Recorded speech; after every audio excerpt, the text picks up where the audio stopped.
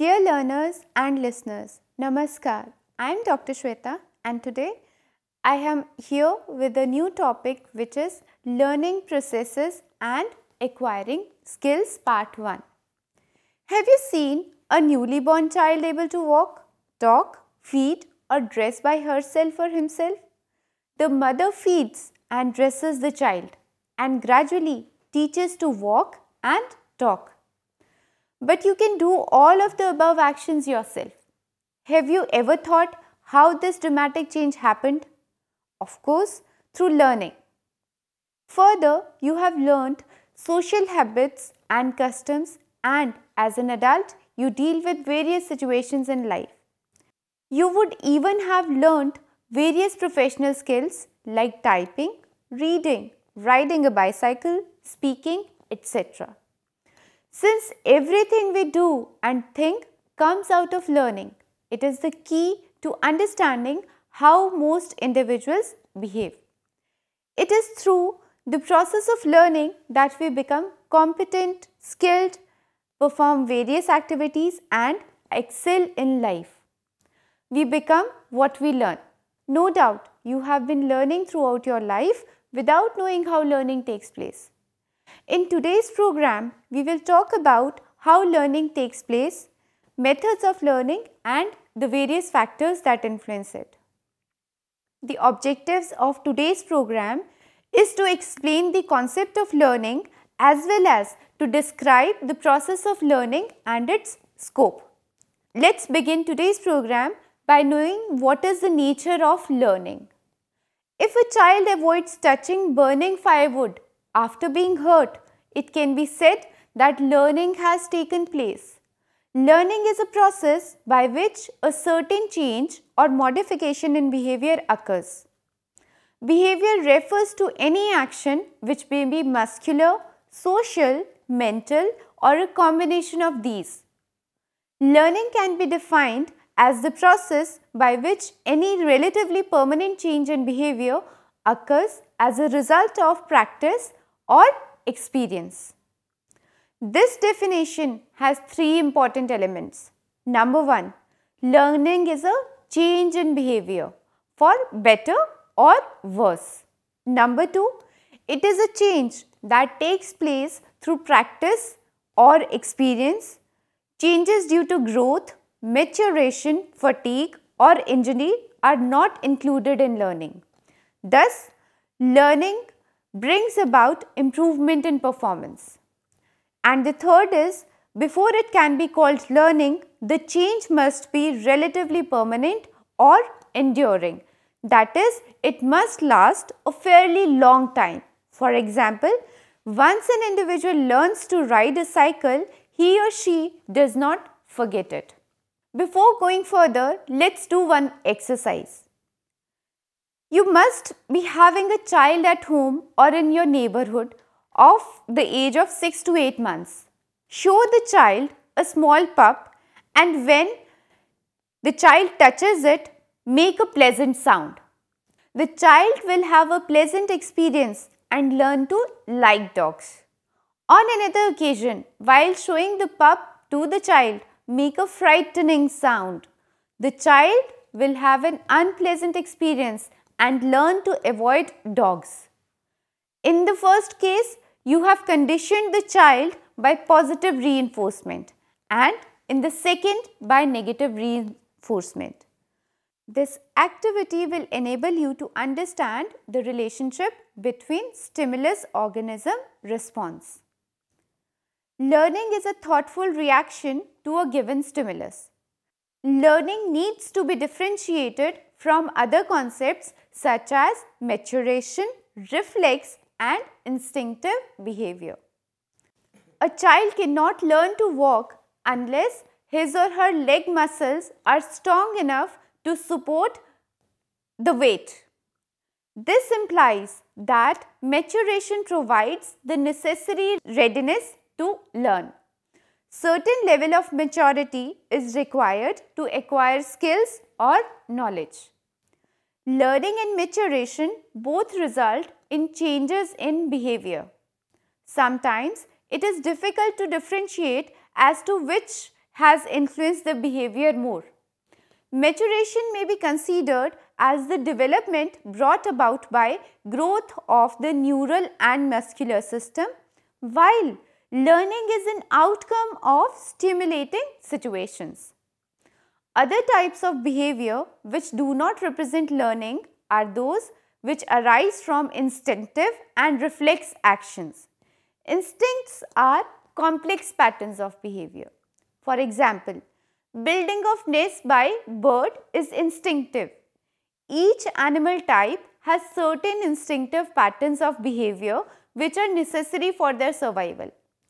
Reflex action is a direct, automatic and immediate response of a muscle or a gland to the stimulation of a sense organ. For example, blinking of eye in response to a sudden movement of an object in front of a person's eyes. These are innate tendencies and are not acquired through practice. However, instinctive behavior can be modified by learning. Let's do one more exercise. Try to teach a 3-month-old infant to walk. Do you think the child can walk? No, because his or her legs have not developed and matured enough. Try to teach a 1-year-old to walk. Can the child walk? Yes, because the muscles of the legs have developed and matured enough to support his or her weight. This shows the relationship between learning and maturation. Let us come to the basic experiments in learning.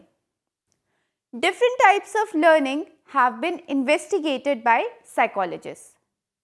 Some of the important types of learning include classical conditioning, operant conditioning, insight, trial and error learning, motor learning, verbal learning and social learning. We shall talk about some of the major forms of learning. First of all, learning predictable signals, that is classical conditioning. Conditioning is a form of associative learning. In classical conditioning, a connection or association between a stimulus and a response is established. For example, the behavior of a child who avoids burning matchsticks after being hurt by it once. Classical conditioning gets its name from the experiments of Ivan P. Pavlov. It is also sometimes called respondent conditioning or Pavlovian conditioning. Pavlov observed that just prior to being fed, his laboratory dogs secreted saliva from their mouth. In his first experiment, Pavlov served the dogs food, and at the same time or little after, a bell was rung. After 20 to 40 joint presentations of bell and food, the dogs salivated at the sound of the bell alone. The sound of the bell had come to substitute for the originally effective stimulus of food, so that the bell alone was able to make the dog's saliva flow. Thus, the salivation response had become conditioned to the new stimulus, namely sound of bell. That means the dog learnt to respond to the bell only. The essential requirement for conditioning to take place is that the two stimuli shall occur together. In laboratory, the two stimuli are presented either simultaneously or with the new stimulus slightly prior to the old one. No learning or very little learning occurs if the old stimulus is presented before the new one. This would be like the ineffective procedure of giving a child reward before the child had performed a task. The classical conditioning experiment can be depicted in the following diagram. For example, here you can see that UCS is leading to UCR, which means that UCS is food, that is unconditioned stimulus. UCS is food and it leads to unconditioned response, that is saliva, which means that when natural stimulus is presented, which is food to the dog, the natural response comes, that is the unconditioned response, and that natural response comes in the form of saliva. Now, in the next trial, CS plus UCS leads to UCR. That means CS is the artificial stimulus, which is bell. Conditioned stimulus is bell, is presented with food, which is unconditioned stimulus, that is UCS, and that leads to saliva, which is unconditioned response, that is a natural response. What happens after repeatedly associating the bell with food? The dog started responding to the bell only. That is, when Pavlov was presenting the bell, that is the conditioned stimulus CS, it was leading to salivation response by the dog. So, what this experiment tells? It tells that in the initial trials, what was happening? That the natural stimulus was presented and the natural response was coming out. So, natural stimulus is represented by UCS, unconditioned stimulus, that is food, and it was leading to a natural response, which is unconditioned response, and the unconditioned response was the salivation. But in the further trials, the unconditioned stimulus, which is the natural stimulus or the food, was being presented with the conditioned stimulus, which is bell. So, it led to the, initially it led to the unconditioned response, that is salivation. But when this procedure, that is presenting food and bell together, was repeated again and again, the learning took place. And what was the learning? The dog learnt to salivate at the sight of bell only. That is, when the dog could hear the bell, it signaled that after the bell, food comes. So, in anticipation of the food, by hearing the bell only, the dog started salivating. It is known as the conditioned response. Let's talk about other aspects that are related to the process of conditioning. The first is known as generalization and differentiation. In the course of learning, a newly learnt conditioned response may become generalized with respect to stimuli and responses. If the same response occurs to two different stimuli which are somewhat similar, it is a generalized response. Let us understand how. For example, a dog taught to salivate when a bell is rung may also salivate when a buzzer is rung. By further practice, animal can be trained to differentiate between stimuli. If food is given only with a bell tone and not with the buzzer, the animal will stop reacting to the buzzer and learn to differentiate. That means bell and buzzer are two similar stimuli. So, the dog might learn to respond to the two similar sounding stimuli in the same manner. That is, even if the buzzer is rung, the dog will start salivating. But in order to differentiate between the buzzer and bell, what was happening? The food was presented only when the bell was ringing. But when the buzzer was ringing, no food was presented. So, this led the dog to understand that food comes only with the bell tone and not with the buzzer tone. So, the differentiation between the two stimulus, that is bell and buzzer, started happening, and this is known as differentiation. But if the dog was salivating to the buzzer as well as the bell, that means the dog was generalizing the stimulus. Let us come up to the another aspect of the conditioning, which is known as extinction and spontaneous recovery. As the name suggests, extinction means something got extinct and spontaneous recovery is the recovery happened after the extinction response. Let us understand how. Since some conditioned responses are undesirable, as we have seen, it is fortunate that they can be forgotten. One way to make the organism forget a conditioned response is to repeat the new substitute stimulus without reinforcement. That is, we just discussed that the new substitute stimulus was presented without reinforcement. That is, buzzer was presented without food. In the case of the dog, this would mean ringing the bell without giving the food. After a while, the dog will not salivate at the sound of bell. The response has become extinct because the dog is realizing that when the bell is rung, no food is presented. So, the dog stops responding or salivating to the bell, and this means extinction has occurred. That means the dog has forgotten to respond to the bell.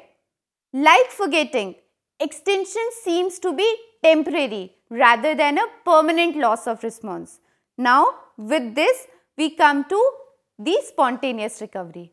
An extinct response is much more quickly relearned when the reinforcement is given than an altogether new response. Spontaneous recovery is a tendency of responses to recover spontaneously. Pavlov noticed that a day or so after he gave his dogs a series of extinction trials, salivary responses came back stronger than they had been at the end of extinction. It is a kind of forgetting in reverse, a tendency to forget the extinction that has occurred. In human beings, we see that the responses learned to ride a bicycle like balancing, applying brakes, etc. are generalized to riding a scooter. However, while riding a normal bicycle, one does not use gears. While driving the scooter, one differentiates and further learns to use gears. If the human being stops riding a bicycle or scooter for a long time, he or she may temporarily forget the balance. This is extinction.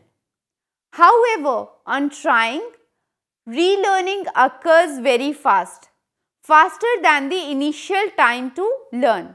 This is spontaneous recovery. Now, let us come to the another experiment or the another basic experiment in learning, which is known as learning by consequences or operant conditioning. Another important type of conditioning is operant conditioning. B.F. Skinner speaks of operant behavior as voluntary behavior of an organism. In operant conditioning, the reinforcement is dependent on the responses of the organism. Since response is instrumental in getting the reinforcement, instrumental means the response helps in getting the reinforcement, it is also known as instrumental conditioning or learning. A central concept of operant learning is reinforcement. Behavior which is reinforced is likely to be repeated. For example, a hungry pigeon is placed in a box which has a lighted button on the wall. The pigeon moves around the box, pecking here and there. Finally, it will peck at the button and immediately a mechanism in the box feeds the bird with a little grain. The pigeon eats and then continues its movement in the box. Once again, it accidentally pecks the button and is reinforced with food. Finally, the pigeon will stop the random behavior and will simply peck the button to get food as required. The pigeon has learned to peck the button to obtain food. Operant learning is by no means confined to the animal kingdom. The principles of learning new behavior through reinforcement have been applied by Skinner to human beings. For example, teaching new material in schools by means of programmed learning, which is a method by which in each correct step the learner is reinforced by response.